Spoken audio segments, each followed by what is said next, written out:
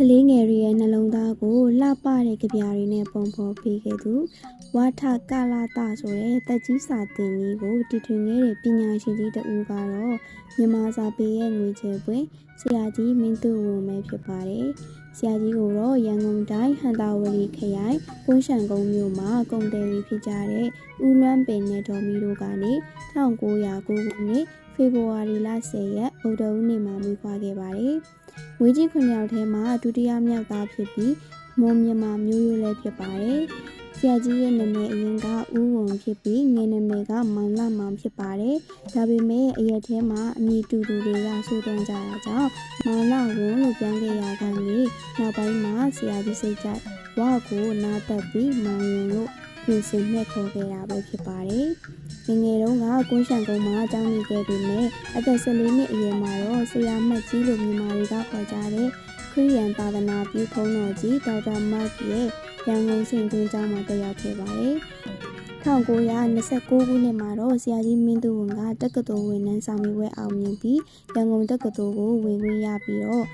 ပဲခူးဆောင်မှာနေထိုင်ခဲ့ပါတယ်။1930ကမ္ဘာစီးပွားပြက်ကတ်ကြောင့်ကျောင်းထွက်လိုက်ရပေမဲ့ရန်ကုန်တက္ကသိုလ်ပါမောက္ခဆရာကြီးဦးဖေမောင်တင်ကပြန်ခေါ်တဲ့အတွက်ကျောင်းပြန်တက်ခဲ့ရပြီးအဲ့ဒီကာလမှာပဲအရှိရေးကိုအကြောင်းပြုပြီးတော့ဘာကြီးအောင်ညာရဲဆိုတဲ့ဝတ္ထုကိုရေးခဲ့လို့သိရပါတယ်။ဥရောပကိုဒုတိယကမ္ဘာစစ်မီးမရောက်ခင်1936ခုနှစ်မှာအင်္ဂလန်နိုင်ငံအောက်စ်ဖို့ဒ်တက္ကသိုလ်မှာပညာတော်သင်အရေးချယ်ခံရတာကြောင့် Cambridge တက္ကသိုလ်မှာမြန်မာစာပို့ချမဲ့မစ္စတာဖာနီဘယ်နဲ့အတူသွားရောက်ခဲ့ပါတယ်။အောက်စ်ဖို့ဒ်တက္ကသိုလ်မှာတက္ကသတိပတ်ဘာသာစကားတို့ကိုမြန်မာတမန်ရေးသားသူ G.E. ဟာဘေးရဲ့ကြီးကြပ်မှုနဲ့သင်ယူခဲ့ပါတယ်။လွတ်လပ်ရေးအကျိုးကပြဖြစ်တဲ့တပြေညိုကို1938ခုနှစ်ဇန်နဝါရီလ4ရက်နေ့မှာရေးသားခဲ့ပြီး10နှစ်အကြာ1948ခုနှစ်ဇန်နဝါရီလ4ရက်နေ့မှာတော့မြန်မာနိုင်ငံလွတ်လပ်ရေးရခဲ့ပါတယ်။1939ခုနှစ်ဇူလိုင်လမှာဘီလက်ကောစာပေဝိဇာပွဲရရှိပြီးတော့မြန်မာနိုင်ငံကိုပြန်လာခဲ့ရာကနေဂျပန်ခေတ်မှာတော့ပညာရေးဌာနဘာသာပြန်စာပေဌာနခွဲမှာတာဝန်ယူခဲ့ပြီးတဲ့နောက်1942ခုနှစ်မှာပဲဒေါ်ကြည်နဲ့လက်ထပ်ခဲ့ပါတယ်။လက်ရပြီးတော့ဘာသာပြန်စာပေအသင်းအုပ်ချုပ်ရေးကောင်စီဩဟာရကော်မတီဆွေစုံချံဒုက္ခမိန်အဖွဲ့မြန်မာဘာသာပြန်ဥပဒေကော်မတီမြန်မာရှိယိုပကြီးကာကွယ်ရေးပကြီးကော်မတီမဟာဂီတသရှင်ကြီးမူမှန်စံပြထားရေးအဖွဲ့တို့မှအဖွဲ့ဝင်အဖြစ်ဆောင်ရွက်ခဲ့ပြီးဆရာရဲ့လှုပ်ဆောင်ချက်တွေကြောင့်1950မှာဝနကျော်ထင်ပွဲကိုနိုင်ငံတော်ကပေးအပ်ခဲ့ပါတယ်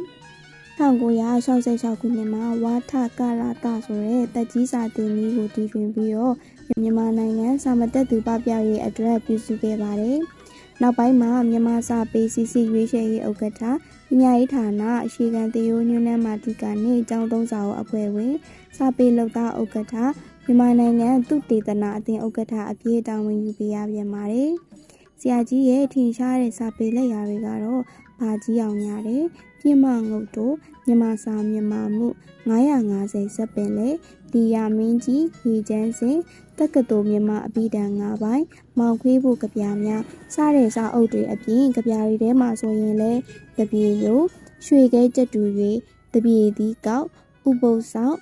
ကြာစစ်ကျိုးပန်းတဲ့ကြွက်ကလေးရီးလေးလေးဒါမှမဟုတ်ပခက်လဲ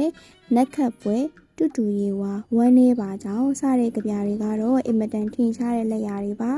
ဆရာကြီးမင်းသူဝင်းကဆရာစောကြီးတိတ်ပံမောင်မတို့နဲ့လည်းခေတ်ဆန်းစာပေလှူရှာမှုကိုဦးဆောင်ခဲ့ပါသေးတယ်1982ခုနှစ်မှာတော့အလောက်တော်ဝင်နေရနေအနားယူပြီးမိုးပုံမှာကျဲတလုံးအာကာတခွေမြေပြင်တဝန်းစတဲ့နက်ခတ်တာယာပညာပေးစာအုပ်တွေကိုပြုစုခဲ့ပါတယ်နောက်ပိုင်းမှာတော့ရန်ကုန်မြို့ဦးထွန်းလင်းရှန်လန်